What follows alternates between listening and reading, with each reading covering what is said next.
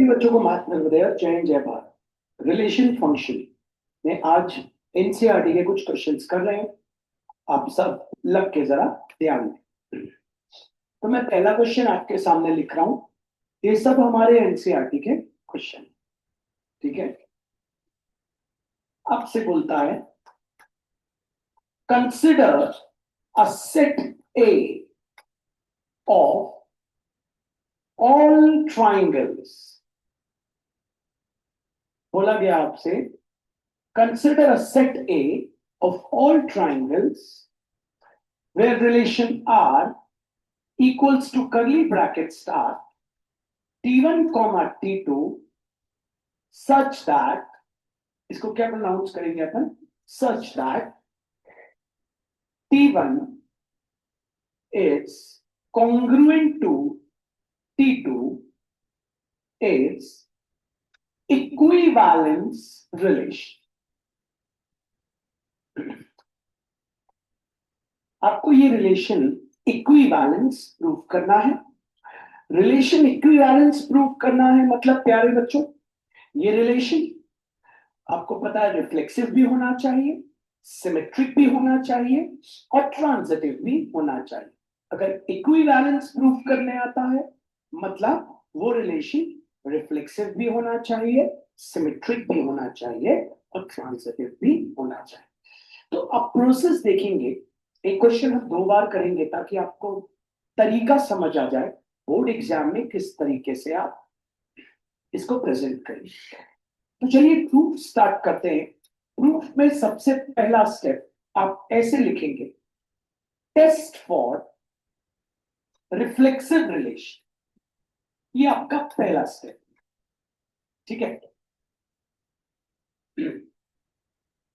आपको पता है रिफ्लेक्सिव रिलेशन के लिए सेट के अंदर आपका सेट क्या है, सारे ट्राइंगल्स। रिफ्लेक्सिव रिलेशन में सेट के अंदर जितनी भी चीजें मौजूद हो सबका रिफ्लेक्शन होना चाहिए। आपको पता है आपका सेट क्या है, ऑफ ऑल ट्राइंगल्स, ये सेट है। तो चलिए आपको पता है सारे के सारे ट्राइंगल्स हैं आपके पास सेट ए। तो रिफ्लेक्सिव रिलेशन आपको गिवन था T1 is congruent to T2, ये आपका गिवन है, आपको पता है, ठीक है। ऑल्सो आप ये भी लिख सकते हैं कि T1 is congruent to T1। Reason दे देंगे, since every triangle is congruent to itself. हर ट्राइंगल खुद के कॉन्ग्रुएंट है, therefore T1 comma T1 belongs to the relation। आपको पता है T2 is congruent to T2, reason देंगे since every triangle is congruent to itself, ठीक है। therefore T2 comma T2 belongs to the relation। ऐसे ही आप T3 ले लेंगे, सारे के सारे ट्राइंगल खुद के आपको पता है क्या है, कॉन्ग्रुएंट है। आप ऐसा T3 भी ले लेंगे, T4 भी लेंगे। तो आप फिर लिख सकते हैं since A comma A belongs to the relation, therefore it is a reflexive relation। इस तरीके से ये हो गया रिफ्लेक्सिव। अब दूसरा टेस्ट करेंगे। आपको पता है सेकंड टेस्ट किसके लिए, सिमेट्रिक। पूरा प्रॉपरली लिखिएगा तो आपको नंबर देगा टीचर, ठीक है। नंबर 2 अब आप लिखेंगे टेस्ट फॉर, आपको पता है सिमेट्रिक रिलेशन, ठीक है। तो अब सिमेट्रिक के लिए आप टेस्ट करने जाएंगे। आपको पता है गिवन था since T1 is congruent to T2, ये क्या था आपका given. therefore T1 comma T2 belongs to the relation। also उल्टा करके भी लिख सकते हैं T2 congruent to T1, reason क्या है, गिवन। क्योंकि जब T1 T2 के कॉन्ग्रुएंट है तो T2 भी T1 के कॉन्ग्रुएंट है। therefore T2 comma T1 belongs to the relation. Since A comma B belongs to the relation, B comma A belongs to the relation, therefore it is a symmetric relation. बच्चों, समझाने का तरीका होना चाहिए board के teacher को simple, ठीक है।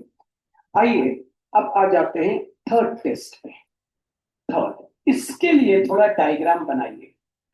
आपको पता है टेस्ट फॉर ट्रांजिटिव रिलेशन। अब आप ट्रांजिटिव के लिए टेस्ट करने चाहते, तो चलिए टेस्ट करते हैं, ठीक है।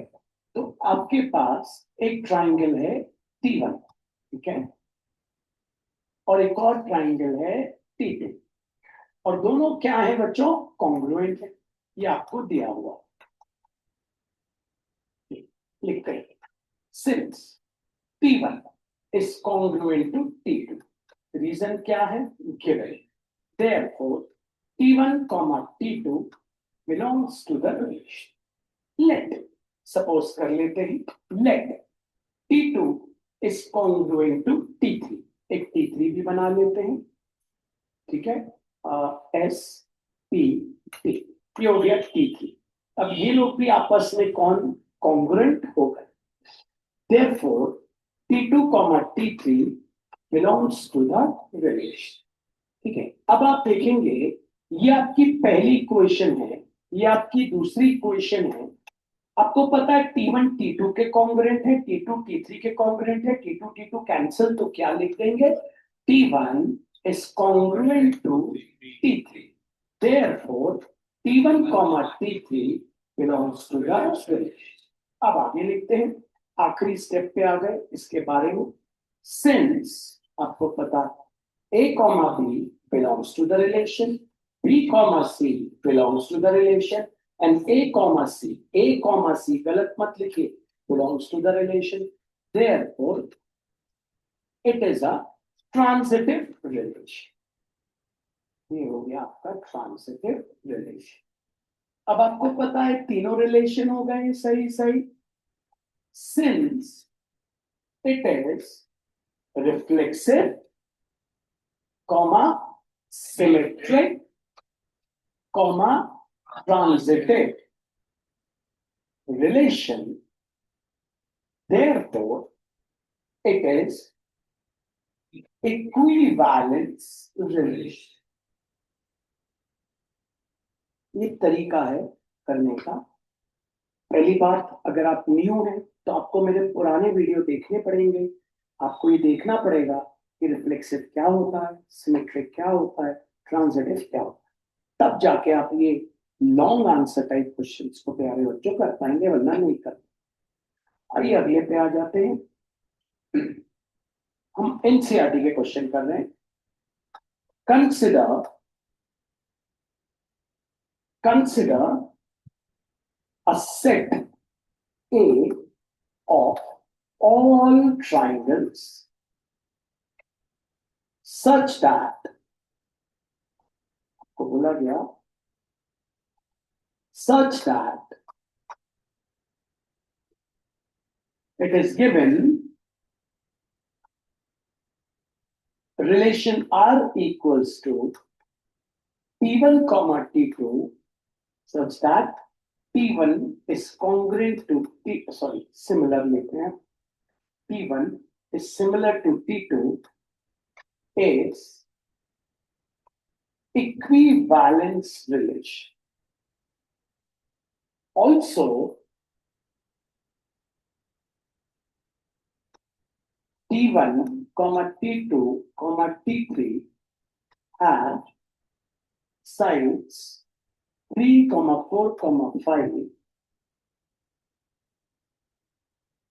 5, 12, 13, 6, 8, 10, then which among T1, T2, T3 are related। ये पूरा का पूरा हमारी एनसीईआरटी का क्वेश्चन है। जो अभी भी नहीं जागे बच्चों, वो जाग जाओ, अब समय आ गया है, आपके पास ज्यादा समय नहीं है। अगस्त खत्म होने वाला है, ऑलमोस्ट सितंबर आ जाएगा, और आपको जागना है और क्वेश्चंस करना है। चलिए, तो आपको पता है आप प्रूफ करने जा रहे हैं। सबसे पहले आपको इक्विवेलेंस रिलेशन प्रूफ करना है, ठीक है। तो हेडिंग डालते हैं, टेस्ट फॉर रिफ्लेक्सिव रिलेशन। इसी के लिए टेस्ट कर रहे हैं।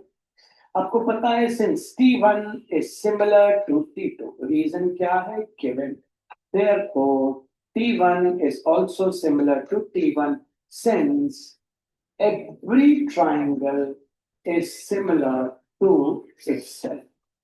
Therefore, T1 comma T1 belongs to the relation.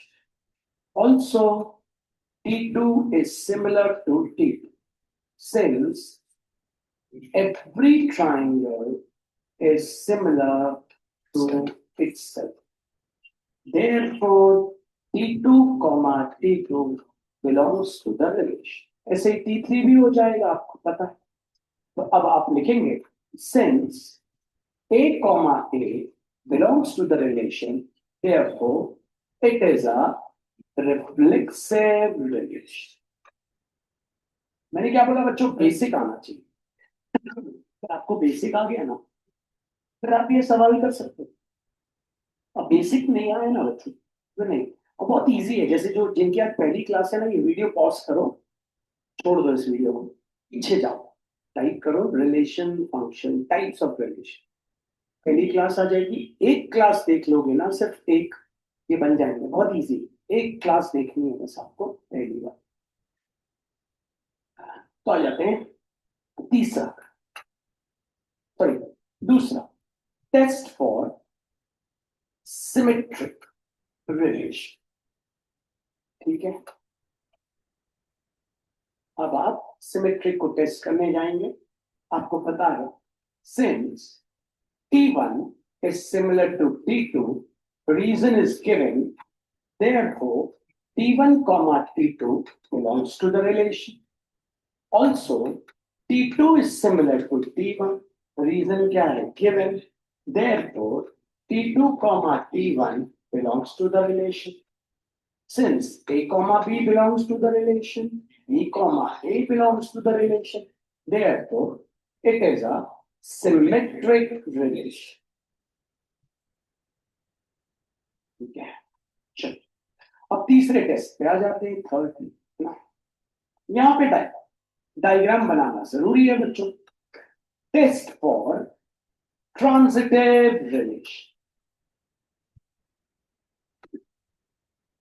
आपको पता है ट्रांजिटिव में बहुत important, T1 similar to T2 given, therefore T1 comma T2 belongs to the relation. एक ट्राइंगल, अब सिमिलर की बात हो रही है तो बड़े छोटे ट्राइंगल बना सकते हैं। कॉन्ग्रुएंट की बात होती है तो फिर आप एग्जैक्ट ट्राइंगल के साइज बनाएंगे, है ना। सिमिलर की बात होती है तो आपको पता है ये हो गया, और ये दोनों हैं एक दूसरे के सिमिलर। ओके, मान लेते हैं, let us suppose that, assume कर लेते हैं T2 is similar to T3, therefore T2 comma T3 belongs to the relation. T1 similar to T2, T2 similar to T3, T2 T2 cut गए, therefore T1 is similar to T3, therefore T1 comma T3 belongs to the relation. आखिरी step पे आते हैं, लिखते हैं since A comma B belongs to the relation, B comma C belongs to the relation, A comma C belongs to the relation, therefore it is transitive relation. ये हो गया आपका ट्रांजिटिव। तो आपको पता है सिंस इट इज रिफ्लेक्सिव, आलस नहीं लाइएगा, यहां थ्योरी अच्छे से लिखिए, symmetric and transitive relation, therefore it is equivalence relation. Last part पे आते हैं, ठीक है, बहुत अच्छा पार्ट है। लास्ट पार्ट क्लास 10 से रिलेटेड है, इसलिए आप बहुत अच्छे से ध्यान दीजिए। बोलता है 3 ट्राइंगल कंसिडर करिए, T1, T2, 3T, T3। पहली साइड ट्राइंगल्स की साइड है 3, 4, 5, दूसरी की 5, 12, 13, तीसरी की 6 से 10। बट ऑब्वियस आप देख रहे हैं ये पाइथागोरस ट्रिपलेट को फॉलो कर रहे हैं, 3, 4, 5, आपको पता होना चाहिए 3, 4, 5, ठीक है।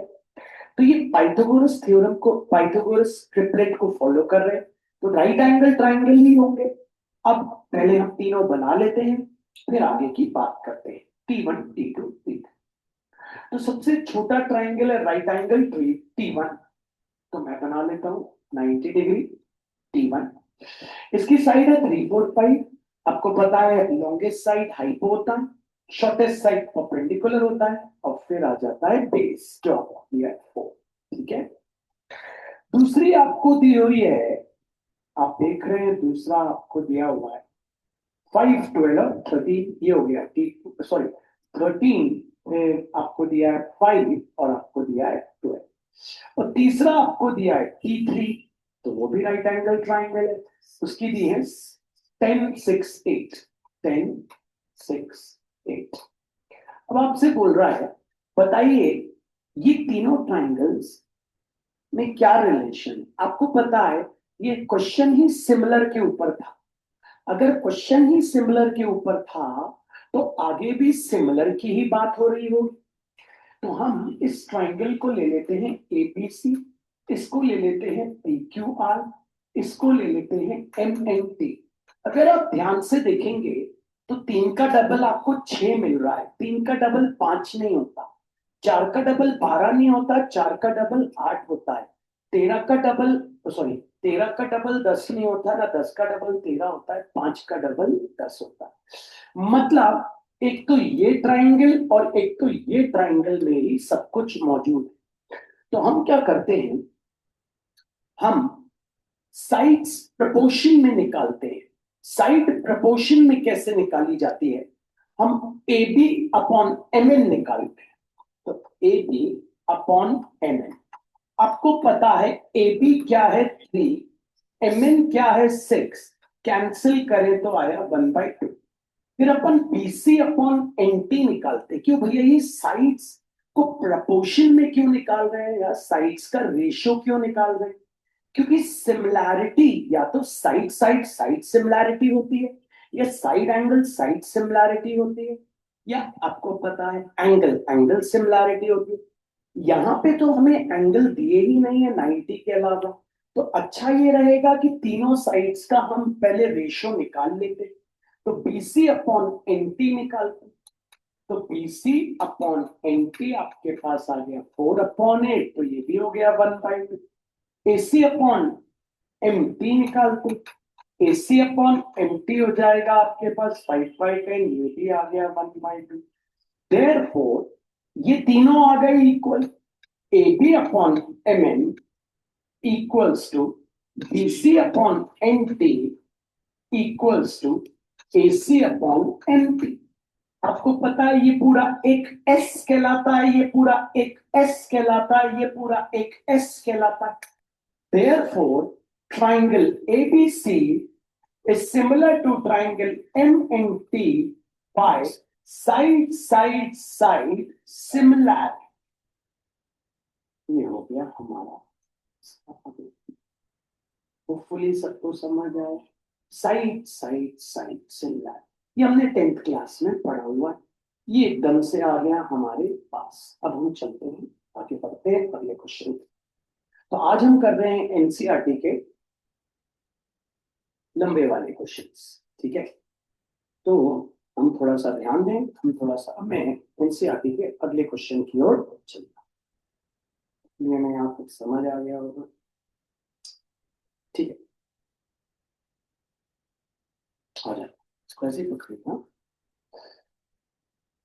आ जाते हैं, चलिए। Consider all lines in a set A it is given that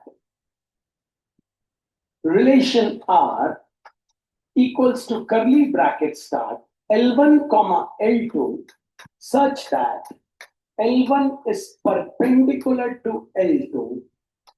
Check it is equivalence or not.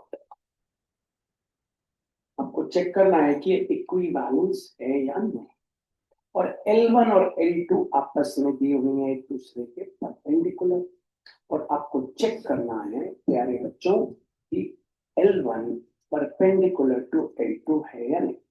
ठीक है, तो चलते हैं, आ जाइए। सबसे पहले प्रूफ तो हम लिखेंगे नहीं, इस बार सोल्यूशन लिखेंगे। प्रूफ वर्ड क्यों नहीं लिखा भैया ने, क्योंकि इस बार चेक करने को बोल, अगर प्रूफ करने को बोलता तो हम प्रूफ लिखते, अभी तो चेक बोल रहा है, that means we don't know whether it's equivalence और नॉट। ठीक है ना बच्चों, तो चलिए सबसे पहले टेस्ट फॉर आप करने जा रहे हैं रिफ्लेक्सिव रिलेशन। ठीक है, आपको पता है L1 is perpendicular to L2, reason क्या है, गिवन है। L1 is not perpendicular to L1 since a line cannot be perpendicular to itself। कोई भी लाइन कभी खुद के परपेंडिकुलर तो हो ही नहीं सकती। Therefore, L1, L1 does not belongs to the relation। Since अब L1, L1 एक भी सेट का एलिमेंट अगर मिसिंग हो जाता है तो फिर वो रिफ्लेक्सिव नहीं होता।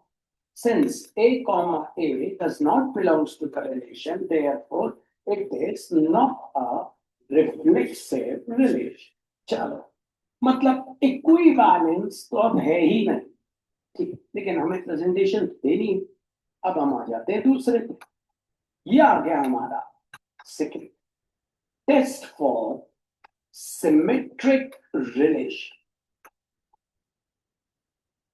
आइए देखते हैं, सिमेट्रिक के लिए टेस्ट करते हैं।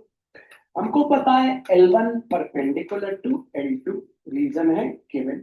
Therefore L1, L2 belongs to the relation। एक लाइन दूसरे के परपेंडिकुलर है, दूसरी लाइन भी फिर उसके ही परपेंडिकुलर होगी, आपको पता, तो लिख दो। Also L2 perpendicular to L1 given। Therefore L2, L1 belongs to the relation। Since A, B belongs to the relation, B, A belongs to the relation, therefore it is a symmetric relation। हो गया आपका सूत्र। अब आ जाइए तीसरा part, वो है आपका ट्रांजिटिव। इसके लिए डायग्राम बनाइएगा। ठीक है, टेस्ट फॉर ट्रांजिटिव रिलेशन। चलिए, ट्रांजिटिव के लिए आप सब टेस्ट करेंगे मेरे से। आपको पता है कि क्या दिया था गिवन में, L1 perpendicular to L2 given. Diagram बना लीजिए, ये हो गया L1, ये हो गया L2, ये है perpendicular. Therefore L1, L2 belongs to the relation। Let L2 perpendicular to L3 बना लेते हैं आपके सामने। ठीक है, therefore L2, L3 belongs to the relation। But अगर हम L2, L2 काटेंगे, L1 is not perpendicular to L3। दिख रही है क्या L1 और L3 perpendicular? But L1 is parallel to L3। बल्कि L1 तो हमें L3 के क्या दिख रही है, पैरेलल। बिकॉज हमने क्लास 9 में पढ़ा था, two lines perpendicular to the same line are parallel to each other। two lines, one नहीं पढ़ा था तो फिगर में देखिए, two lines which are perpendicular to the same line are parallel to each other। So since A, B belongs to the relation, B, C does not belongs to the relation। So sorry, B, C belongs to the relation, but A comma C does not belongs to the relation. Therefore, it is not a transitive relation. A transitive relation पे हम लोग चुनें. Therefore, it is not a equivalence relation.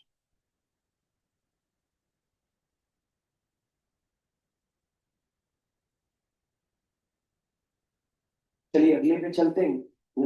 Next पे आ गए हैं हमारे साथ. ये सब हमारे क्वेश्चन एनसीईआरटी के. आप देखेंगे ना, लास्ट एक्सरसाइज जो है आपकी रिलेशंस की, एक ही एक्सरसाइज तो है, उसके सारे क्वेश्चन अगर आप कंटेस्ट कर लेंगे, उसके सारे क्वेश्चन और एग्जांपल्स आप सॉल्व कर लेंगे, आप रिलेशन आपका फिनिश हो जाएगा. ठीक है, फिर बच्चे आइए अगला देखते हैं. बहुत अच्छा क्वेश्चन है बहुत इजी. बोलता है आपसे, consider set of all lines such that it is given relation R L1 comma L2 such that L1 is parallel to L2 is equivalence relation. बहुत अच्छा क्वेश्चन है ये. इसका सेकेंड पार्ट बहुत important. Also give the set of all lines related to y equals to 2x plus 5. सारी lines का set बताना है जो इससे रिलेटेड है, तो बाद में करेंगे. पहले तो अपन इक्विवेलेंस प्रूफ करते हैं, फिर इसके बारे में हम सब डिस्कस करेंगे. तो चलिए चलते हैं. होपफुली तो अब मैं आपके सामने लिख लेता हूं प्रूफ. क्यों प्रूफ लिख रहे हो भैया? This the question says that ये इक्विवेलेंस है, आपको प्रूफ करना. तो I am writing the word proof. ठीक है, तो चलते हैं.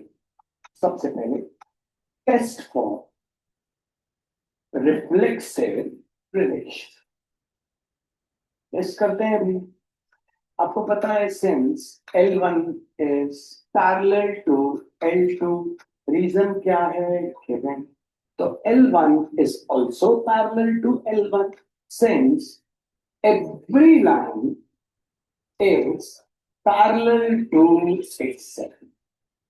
Therefore, L1 comma L1 belongs to the relation. L2 is parallel to L2 since every line is parallel to itself. Therefore, L2 comma L2 belongs to the relation. Since A comma A belongs to the relation, therefore it is a reflexive relation. अब आ जाते हैं reflexive के बाद दूसरा test. Number 2 वो है हमारा test for symmetric relation. ठीक है, थोड़ा बोरिंग लगेगा आपको, लेकिन मैंने क्या बोला, यही आते हैं, यही आ जाते हैं कभी कभी तो सीधे सीधे छप के. तो फिर आपको एक मेहनत करनी पड़ेगी थोड़ी. सिमेट्रिक तो आपको पता है L1 parallel to L2, reason क्या है given. Therefore L1 comma L2 belongs to the relation. Also L2 parallel to L1, reason क्या है given. Therefore L2 comma L1 belongs to the relation. Since A comma B belongs to the relation, B comma A belongs to the relation, therefore it is a symmetric relation. ठीक है, अब आपको पता है तीसरे के लिए आप डायग्राम जरूर बनाइएगा, आपका बेस बन जाए.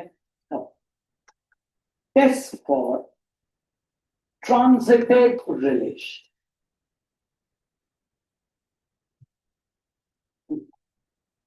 L1 पैरेलल टू L2, ये रही आपकी L1, ये रही आपकी L2. L1 parallel to L2, ये है. Therefore L1 comma L2 belongs to the relation. ठीक है, let L2 parallel to L3, ठीक है। Therefore L2 comma L3 belongs to the relation. आपको पता है L1 parallel to L2, L2 parallel to L3, therefore L1 will be parallel to L3. Reason: two lines parallel to same line are parallel to each other.